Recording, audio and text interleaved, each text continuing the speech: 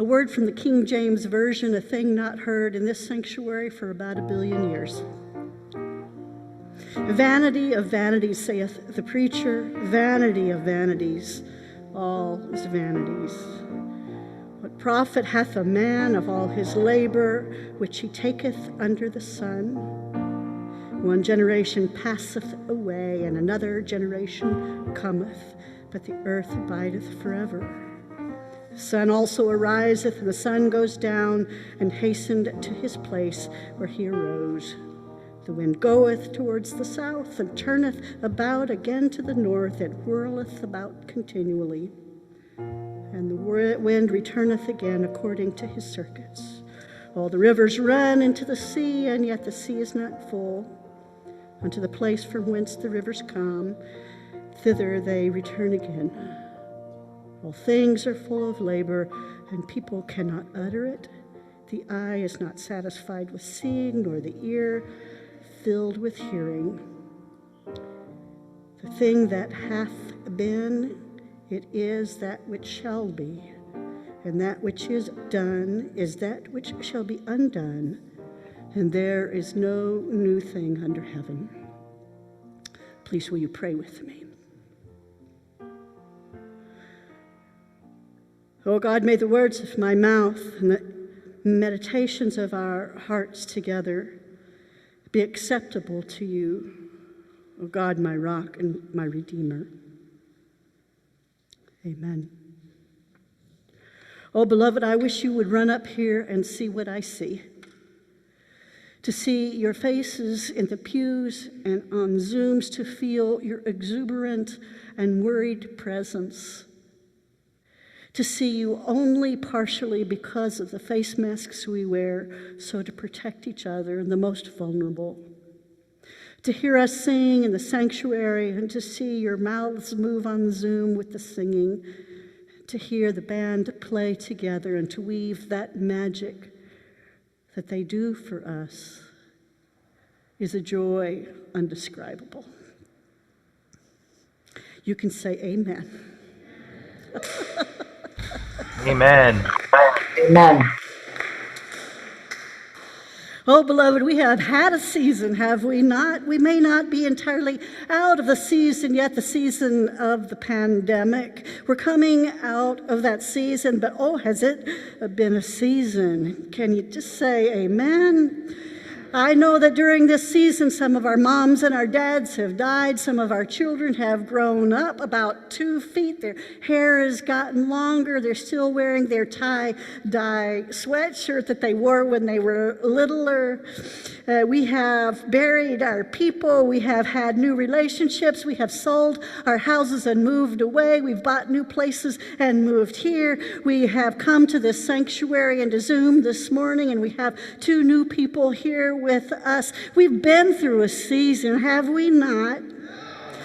We made plans, dear ones. We made plans about how we would be together. We got up. Do you remember, was it Google Hangout? And it didn't work very well. And we went to Zoom, and we went to Zoom 1 and Zoom 2, and nobody could remember where to go to, and nobody could find the link. And do you remember we tried to set up reading for our kids by Candace Chang, and we tried to set up yoga with one of our little ones who would lead our adults with yoga. And do you remember that we tried out Compline every weeknight, and that went on for a few weeks, and then people were done with that?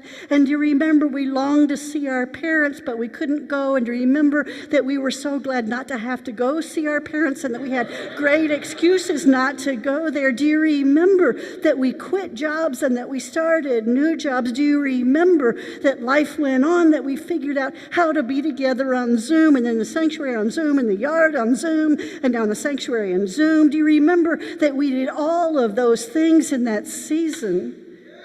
Do you remember how worried that we were that we would die? Do you remember that we went to the grocery stores with hats and gloves and face masks, and that we brought home our groceries and we put them in one place, and we used sanitary wipes to keep them all safe, and then we put them to a sanitary place, and we went back and forth, and that went on for weeks? Do you remember when the pandemic hit and my dad died and I went home for his funeral, but we heard that night that that church was going to be closed down, and who was here in the sanctuary on March the 15th to carry out our first service on Zoom? Sari, I know you're raising your hand and I can see you. And these beloved ones began the work of our remote worship. I remember that a friend called from Boston down to Tennessee, where I was with my dad, and said, you need to get toilet paper and bring it home with you because there's not toilet paper here.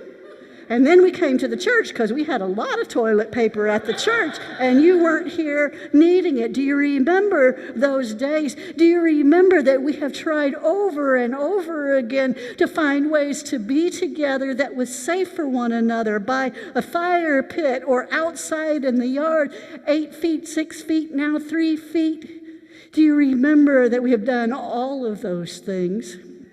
Yes. Do you also remember that the pandemic reminded us how clearly and carefully we need to notice that we have a lot, and some people do not have what they need and haven't had it for 500 years, and it showed up in their neighborhoods, our neighborhoods, during the pandemic. Nobody, thankfully, in our congregation has passed from this pandemic, but next door, in the neighborhood next door and up the street, that has not been the case. And so we began our reparations. Said we've been thinking, well, maybe we might do it, but we finally did it because we understood that we needed to do something to repair ourselves, our souls, and the inequities that have been in our congregation and in our world and in our neighborhoods. Do you remember that? Do you remember that we had longed to touch one another and couldn't? And some of us still can't. And can you remember that we got our vaccines and felt all smug about it because the people in Tennessee, where my family is, and other people in other places didn't get the vaccine? Such vanity. All of these machinations have been mere breath. We've been herding the wind, trying to understand what it is, who we are, how we're going to be together, and how we'll go forward. Some people said we need to get back into the sanctuary because we don't even know if we have a congregation, but we have been a congregation on Zoom by love in this place, coming and going. Vanity, the thoughts, the mere breath, hurting the wind. We thought we couldn't be together.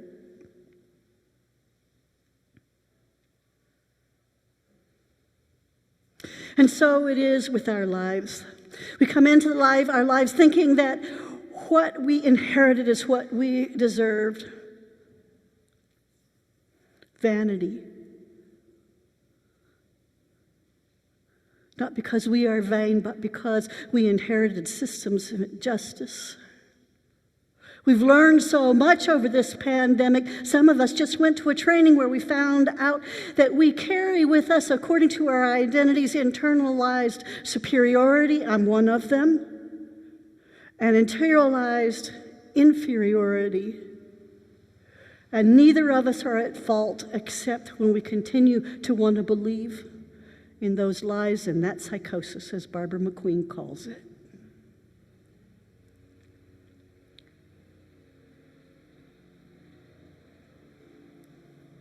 We're trying to fix up our building, beloved ones.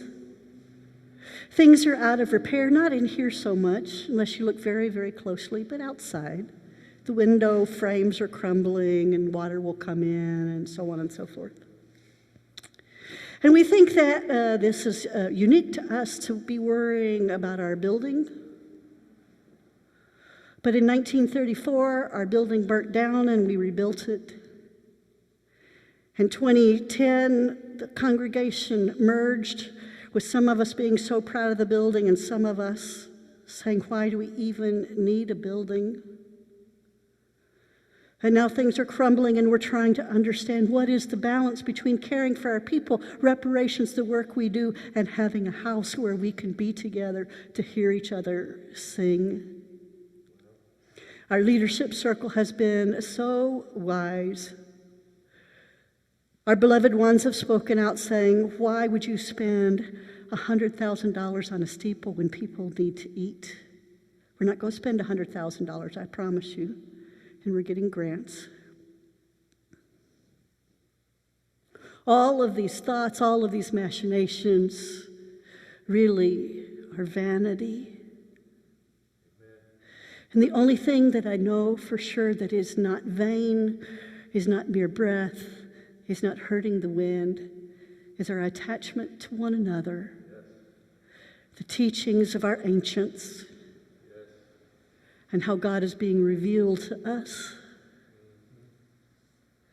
A season is ending, beloved one, where we have been uncertain and afraid and unable to touch or be touched. But we're entering a new season where the work that we will do as a congregation will be for the pleasure of it. That is to say, we will work for equity, not because we're trying to be good, but we'll do equity because we find pleasure in it, because God finds pleasure in it. We're no longer trying to be good by our prayers, but rather we're trying to enter a time of prayer so that we can in fact be in touch with the divine, whose great pleasure is to be with us. So much of a pleasure that our ancients say God sent Jesus to us because he liked us and wanted to be near us and be with us. And we've learned that we want to be with one another because we have plumbed the depths of prayer and the teaching of our ancients.